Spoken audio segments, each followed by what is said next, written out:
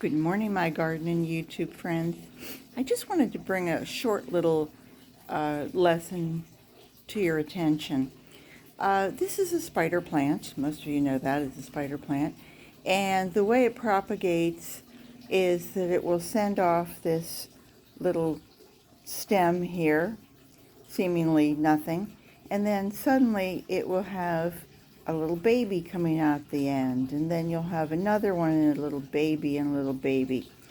And they all have kind of like a little root system underneath. And some people, not everyone, but some people will go ahead and they'll take that and they'll just clip them off and they'll stick that in the ground. And that's wonderful. That's certainly one way of doing it.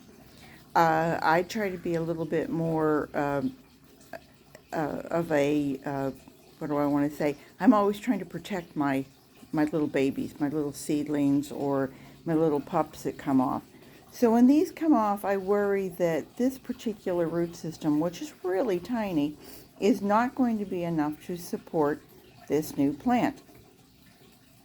Also, you're adding water to it. You know, I'm spraying water or whatever, and sometimes if you've got them by themselves, that'll rot. You've given it too much water. So what I like to do is I will take another pot, as you see, fill it with soil, and try to get it to the same level. I put the 3 of these here, and for an entire month, I pushed it down into the soil as far as it would go. And then I just spray that soil. Each day I come out and I give it a little spray. And after a month, these roots are probably now a good inch and a half into the soil. And so then I went through with my nippers and got tight in there, and I trimmed back. This was actually like this, but I trimmed back here, trimmed back on that one, and I trimmed back on this side. And now I have the 3, and then you could see more roots exposed, but I just added some soil to the top of it to really kind of help cover those roots. And these roots will now sink in. All 3 of these are separated. So I now literally have, you know, I can legally say I have 3 plants here. And then I have this plant, which I will probably just cut this off so that it's not draining any energy, because this isn't going to grow again. And then you can see I had another one. I'll come around here. I had another one back here, and I did the same thing, only it was so short. The little umbilical cord was so short that I just left it here in the soil. And I'm going to pull this up and I'm going to show you, because I'll just replant it. Can you see that little bitty, oops, let me just do that again. You've only got that much root on it, but you can see can you see the root down there is trying to grow in?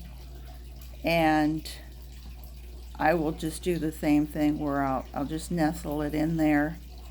And I won't keep it soppy wet, but I will take my spray bottle and spray it.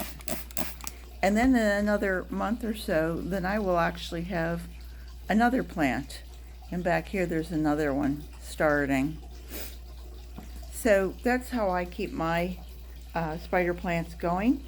And they always seem very healthy, and I don't think I've ever really lost one since I started doing it this way. In the past I've gotten a high ratio, but I did lose one now and then.